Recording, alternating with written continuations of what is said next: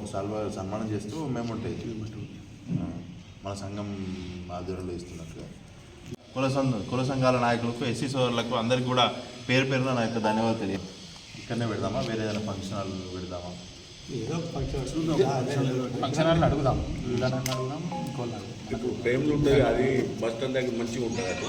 జిల్లా బెజ్జంకి మండలంలో BC SC ఎస్టీల రౌండ్ టేబుల్ సమావేశం ఏర్పాటు చేసుకోవడం జరిగింది.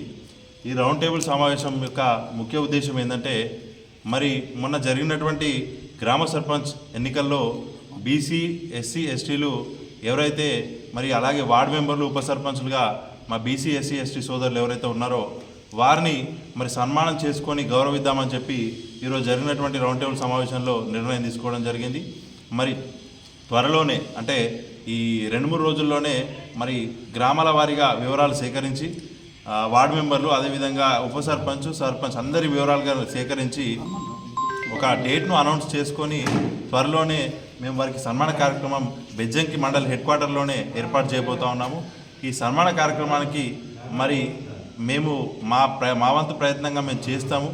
ఇక్కడ ఉన్నటువంటి స్థానికంగా ఉన్నటువంటి మండల్లో ఎవరైనా ఈ మీడియా సమావేశం యొక్క ముఖ్య ఉద్దేశం ఏంటంటే, ఎవరైనా అక్కడక్కడ కొన్ని సందర్భాల్లో మిస్ అవుతూ ఉంటాం, కొన్ని సందర్భాల్లో కొంతమందిని మర్చిపోతూ ఉంటాం. మేము మర్చిపోయినా కూడా అంటే మేము ఒక ప్రొఫార్మా రిలీజ్ చేస్తాము. దాని ప్రకారంగా మీరు మీ పేరు, మీ గ్రామము, మీ యొక్క వివరాలను ఆ ప్రొఫార్మాలో కనుక మాకు అందిస్తే ఖచ్చితంగా ఈ సన్మాన కార్యక్రమానికి మేము అందరినీ కూడా ఆహ్వానించి పెద్ద ఎత్తున బీసీ వాదాన్ని అంటే 42% రిజర్వేషన్ను అడ్డుకున్నటువంటి ఎవరైతే ఉన్నారో వారికి చెంప చెల్లుమనే విధంగా మొన్న వచ్చినటువంటి తీర్పే ఒక నిదర్శనం. బీసీ వాదం ఇంకా బలంగా ఉంది. అంటే గ్రామ స్థాయిలో కూడా బీసీ వాదము, మా బీసీలలో ఇంకా చైతన్యం అనేది స్పష్టంగా కనిపించింది. మన జరిగినటువంటి ఎన్నికల్లో స్పష్టంగా కనిపించింది.